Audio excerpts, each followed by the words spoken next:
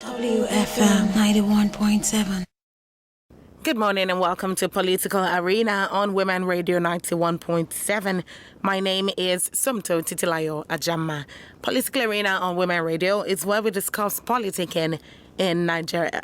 Today on Political Arena, we're discussing Roadmap to 2023, the role of women in nation building.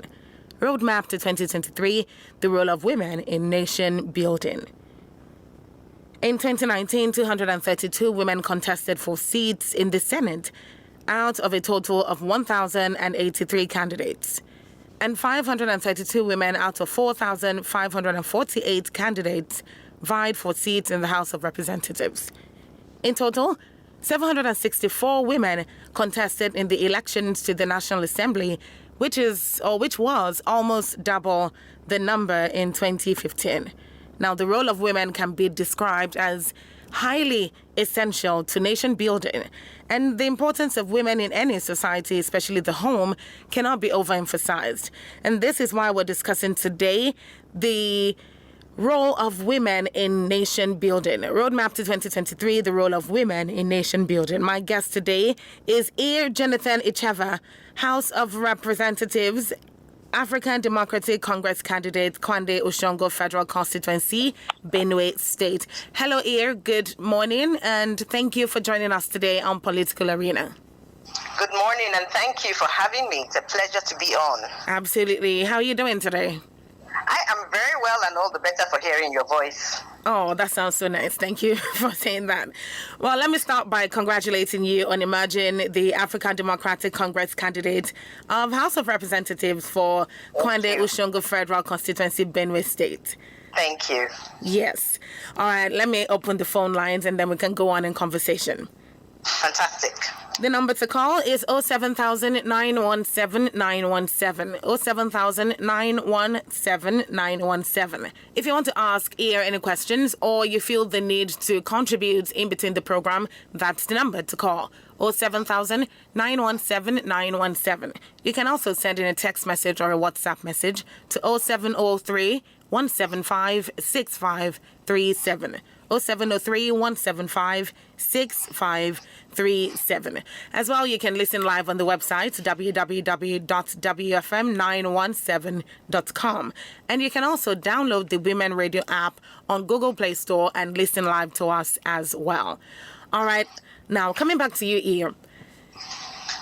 It's an interesting development on the frequency of women in the House of Representatives and frequency on popularity and number, so to speak, of women vying for political positions nowadays. But specifically, you now, what are some of the events that have played out in recent times that motivated you to contest for this particular position in the House of Representatives? Well, I've always been very interested in development. My background has always been in, after I left the private sector some years ago, banking, maybe like 20 years ago, I went into development work. First working to develop young people with the Center for Values in Leadership, founded by Professor Patutomi. And then I joined the United Nations in Nigeria, UNICEF, that's the United Nations Children's Fund. Okay. Doing a lot of work in child development, educational development, health, immunization, and supporting the work they do. And then I also now went on to UNICEF, the UNICEF office in Geneva, in Switzerland, and basically to support our country offices all across the world. So I was working with over 73 countries or so, just supporting their development work with children and with mothers in education and all those areas. Amazing. So of course, for me, just seeing Nigeria and our development indices, even though at that time we were shouting that our gross domestic product, our GDP, that's the sum total of goods and services we produce. Yes. For those who are not familiar, we were shouting it was the largest in Africa and so on and so forth.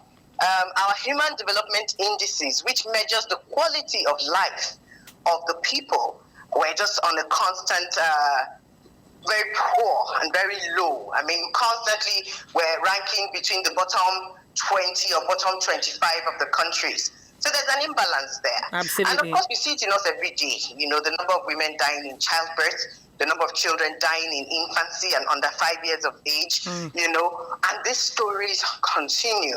Of course, now with the increased hardship and the increased levels of poverty because of our poor economic management, we're even further down the line. So looking at these things, I've always worked at it from the aspect of coming in to provide support, to provide development work. I've been doing in the last 10 years work with internally displaced persons, especially women across the country. And the more I saw that, it's one thing to keep working on the fallout, trying to help victims. Yes. It's another thing to see that even as you're trying to help the victims of this really poor governance system that we have, the policymakers themselves are not helping matters. So we have very low representation in the houses of representatives and the Senate, for example. So, for example, out of 360 members of the House of Reps, only 18 are women. The Senate has only 8 women out of 109. That's true. So it's less than even 10%. And these are the people that make the laws. These are the people that provide oversight to make sure that our funds are spent properly. So if these are people who are there and they're not questioning certain policies that are made or the ways our funds are spent, so today you're hearing this amount was embezzled, that amount was embezzled, nothing happens to those people who embezzle those funds and they continue embezzling and being promoted. It's a failure, not just of governance, but a failure of the legislative oversight. So I decided that, instead of always we're dealing with all the traumatic situations, constantly taking relief materials to women, providing empowerment. But the more you do, the less you're seeing, because the policies and the way they are carried out are so bad, and the legislations too do not help matters. So we're there still talking about child marriage in 2022, and some states are still insisting that children, girls that are not of age should be getting married. Because of some of their own beliefs, traditional sets of beliefs, which are not even in line with the true religious ideals that they say they uphold. So this is what got you to that point. So that's when I decided that, instead I will add to my work, let us go and step forward, because we keep complaining. But let us step forward. Those of us that are seeing the work on the ground and the effects, and let us also strive to get into this legislative house and begin to really tell the story of the people on the ground and really help our legislators, who may sometimes be a little, in fact, sometimes it's as if we live in a bubble, the legislators, with jumbo pay and all that. Let us begin to really say no. We have to do this right. So that's why I decided to go on this journey. Sorry, that's a bit long, but there you go. Absolutely. I mean, I understand the sentiment behind it, and I thank you for explaining your interests and how much work you've done in the past and how you got to this point. Now, looking at Benue State, you're the candidate for the African Democratic Congress, and this is for the KWANDE-USHONGO Federal Constituency in Benue State. What are some of these challenges that you've identified specifically in Benue at the legislative arm, and how do you intend to turn that around? Well, I think first and foremost is to provide true representation. I mean, KWANDE-USHONGO, according to the last census, has just under 1 million people. But of course, this last census was about 16 years ago, right? 2006. 2006. As we understand it now, the population has grown. So we're talking health challenges. We're talking the issues around water. Even this morning, I was talking to some of our community volunteers and our community developers. Even when you talk to the people in the communities, the leaders, the traditional rulers, the number one thing a lot of them are complaining about is they do not have potable water. Now, water is life. Absolutely. So even that alone, if you can begin to address the water issues, do the legislations on water, look at some of the issues. Why is the water board not working? Yes, we can have boreholes and ameliorative methods, right? But even just begin to talk on that issue. The other thing is that traditionally, farming environment. In fact, I hope I will invite you one day to start constituency. I personally say it's the most beautiful place in the world. Oh, It's next to Cameroon, that's amazing. And it's got these beautiful hills. So we don't even have tourism there. Why? The roads are so bad. I was there last week. My sister, between the township of Kwande, one of the leading towns called Ajibo, down to the state capital, a roundabout called Wurukum, I counted 55 checkpoints over a 150-kilometer stretch. So the journey that should take normally 1 hour and 30 minutes ended up taking us almost 3 hours. The roads are also really bad. So in fact, what these security agencies do, and almost all of them are on that road. So we want to begin to tell and voice out the pains, because guess what? This is why your food is so expensive in the city. Because the farming place, they make the yams. Yes, that's yams, where the food comes from. So transporting it too is a challenge. So these are some of the things we want to begin to scream out about and talk about and begin to push for change in those areas in our legislative and executive and oversight work. So those are just some examples of some of the pains that our people are feeling in KWANDE-USHONGO. Thank you very much for that, Ear. It's 18 minutes past 11 on Women Radio 91.7, 18 minutes to 12, actually, on Women Radio 91.7, and this is Political Arena. Today on Political Arena, we're discussing Roadmap to 2023, the role of women in nation building. My name is Sumto Titilayo Ajama, and my guest is Ear JONATHAN-ICHAVER. Roadmap to 2023 is what we're discussing, and my guest is the African Democratic Congress candidate to the House of Representatives representing KWANDE-USHONGO Federal Constituency in Benue State. You can dial the number 07000 917 917, 07000 917 917 to ask her questions, or to contribute. You can also send in your text or WhatsApp messages to 0703 175 6537. All right, here we have a call coming in. Let me take that. Thank you. Hello, good morning. Hello, good morning. Good morning. Welcome to Political Arena. What's your name, please? Hello. Hello. What's your name, please? My name is Afloka. Where are you calling from? I'm coming from Lagos State. All right, thank you for calling. What's your contribution?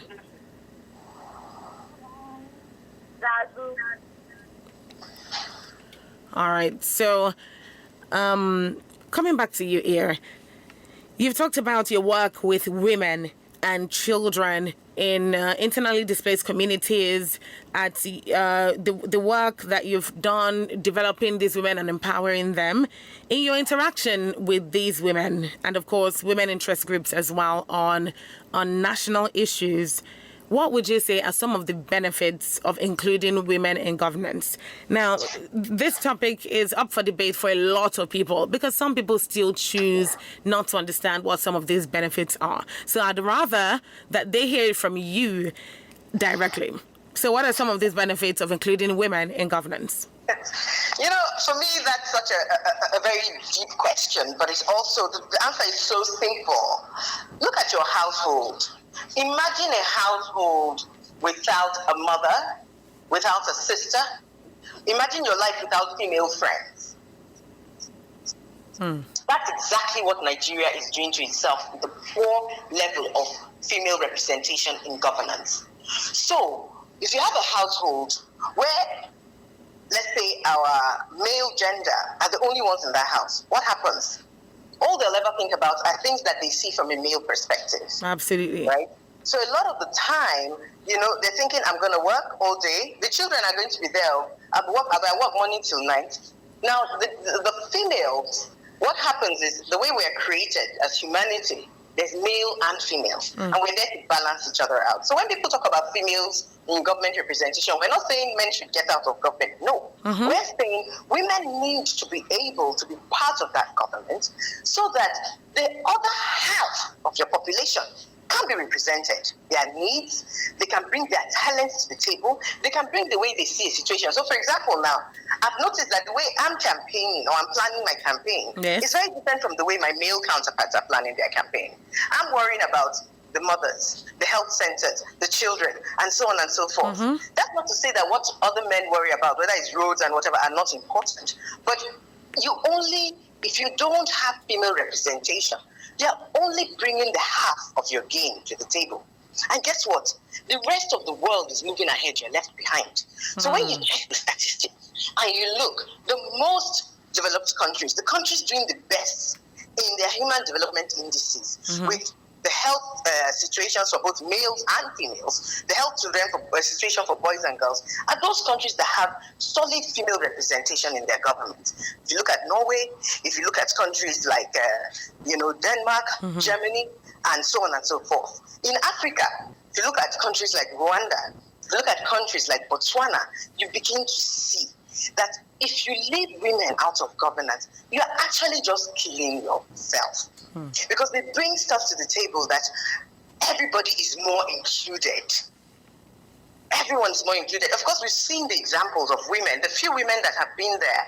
We've seen that most of them do so much, have so much impact. We can see Ngozi Okonjo-Iweala, we can see Dora Akunyili, and the legacy they left. When you look at leaders like Dr. Stella Agadefo, for example, how she saved our country from Ebola, and the way it ravaged other countries, it didn't happen in our places. And there's so many more examples. Whereas when we look at the growth that we're seeing, a lot of it is coming from the negative aspects of leadership that is not inclusive in nature. So that's why you see so many people falling into poverty, and a lot of the time, what preoccupies the minds of many in leadership is the kind of cars they're going to bring in, the kind of cars they are riding, how many people they are going to marry, how many people they are going to do that. Women in leadership do not think in that way, generally speaking. I appreciate that answer. I really do. Because to a large extent, you'll agree with me that women are underrepresented. And that underrepresentation shows, it's one thing to say, I know that this is happening. And it's another thing to say, I can see that this is happening. I can feel it because it affects me in different ways. So looking at that, what are your thoughts on women supporting women, or let me say people supporting female politicians for national development? And I say this because a lot of the time we get women vying for political positions and campaigning and going out of their way to make things happen. And then when it comes to the actual voting, which is where the power lies, which is where the political will of the people shows, then somehow it just feels like there's defeat when it comes to that particular context, when it comes to that particular area. So what are your thoughts on people supporting and voting female political candidates? I think that's a really solid thought there, because, we have some of these cultural challenges where we've taken on some colonially unhealthy attitudes to womanhood and women in governance. If you look at traditional African society, let me talk about Nigeria and some of our traditional groups, or West Africa, right? Let's even start here in Yoruba land. We had the Egba women, for example, who were the ones that were standing up to the colonial masters. Yes. Right? And shouting, your taxes are too high for us. We cannot cope. And we saw what happened with the Egba women's riot or rebellion when they rebelled against an unjust leader in their community, right? I think it was led by Mrs. Fumilayo Ransom Kuti. When they rebelled against that, and they actually had that gentleman removed by the colonial masters. We've also heard about the Aba Women's War. Exactly. Right? Where, unfortunately, even as they were pushing for a better life, the colonialists came in and also rode roughshod over them. And again, it was around taxes and the quality of life and the quality of service they were getting. Seems like history is repeating itself with our high taxation rates and the fact that we're not getting the commensurate services, And again, it's up to us women, because for some reason we feel the effects so much more. Absolutely. But what has happened over time is that we've imbibed certain unhealthy Victorian principles. When the colonialists came, Queen Victoria was the one in charge in England. And they had these Victorian principles around women should sit at home. Women should be seen, not heard. Their role is here. Our Africans were generally not like that. We were out there. We were the ones who were doing a lot of trade. African women were pushing a lot. And in Yoruba land, for example, there were actually even some female traditional rulers. These colonialists came in with a twisted version of Christianity, which said women should be silent in the public spaces. And then our women began to suffer some of these things. That's some of my own philosophical and psychological assessments of that. Understandable. We have not brought that into public life, where when women try and go into political positions, there's so much violence. So you hear, for example, about a woman leader in Kogi that was burnt. Some years ago, just trying to exercise her right to participate in the political process. So as a woman that is even running too, there's so many barriers. There's financial barriers, and to be fair, the government over the years have tried to, and the parties have tried to limit those financial barriers by sometimes offering free tickets for women or discounted tickets. Or discounted, yes. Yeah, so my party, for example, is an amazing party. They've actually celebrated women, and they've actually tried to make sure that women are represented. So for us, our ticket came in. Yes, we were supporting the party and making donations, but we didn't pay for the nomination forms, right? Yes. You still have to do the work. Absolutely, so even as women that's going true. into the parties, you have to do the work. But there's also so much resistance sometimes at the community level. Our political system is heavily monetized. So even getting the nomination, my sister, is just the beginning. Some parties, they ask you, you have to go here, do this, see these people, they do community engagement, do this and do that. And if you're not extremely hardworking and you're not a good fundraiser, it's very, very challenging. Even when you're a good fundraiser and you go to other people, they'll tell you, what are your chances of winning? And this and that. So we've had a mixed bag. In my own experience, I've had quite some very encouraging support. Even when you talk about women supporting women, some of the first people that donated to my campaign were women. In fact, they were the ones that gave me the courage to go forward. I've had people, I'm part of a group called Fix Politics. A lot of women are in that group, and they've been encouraging us women to go forward. So there's a lot of work that still needs to be done, but there's still work being done. There are people pushing for better legislation to mandate that women have a certain percentage of representation. I think it's 35%. 35%, in government roles. So we women have to keep on pushing, but it's not child's play. Even as I'm planning my campaigns and thinking, one of the other things I'm thinking about is my personal safety. Absolutely. Because some of our communities, there's a lot of security challenges. And we women, of course, we're always, we're very conscious of the challenges we face. It's peculiar to women when you go into those communities. Or when you're even walking around in your city, you know how it is. Don't be alone by yourself in that area, in that space. Women have these peculiar challenges to them. And that's what we hope to change as we continue to push for more political representation for women. So those are some of the things that I've experienced as a candidate, a female candidate. Thank you very much, Ear. Thank you very much for all of that. I'll just like to take your very brief final words. I need a one-liner or a two-liner for this one. And I'm asking this because just to put a pin in it in this conversation, and so we can round it off in a good way. So you talked about some of these barriers and then some of the challenges that are faced as a female candidate. Now, for women that want to contribute to nation building, what is your one-line or two-line advice to them? Get involved. Get your PVC. Yes, you registered, but pick it up and go out and vote. If you need to go in numbers, go. So get involved. Do not sit on the sidelines. That's my charge. I appreciate that. Thank you so much for spending time with us today, Ear. Thank you so much for having me. I truly appreciate it. Thank you so much. Thank you. Please enjoy the rest of your day. And you too. Thank you so much. Bye. And that was Ear JONATHAN-ICHAVER, House of Reps, African Democratic Congress candidate for KWANDE-USHONGO Federal Constituency in Benue State. Yes, believe me, it's not easy being a woman in politics, and we've discussed today road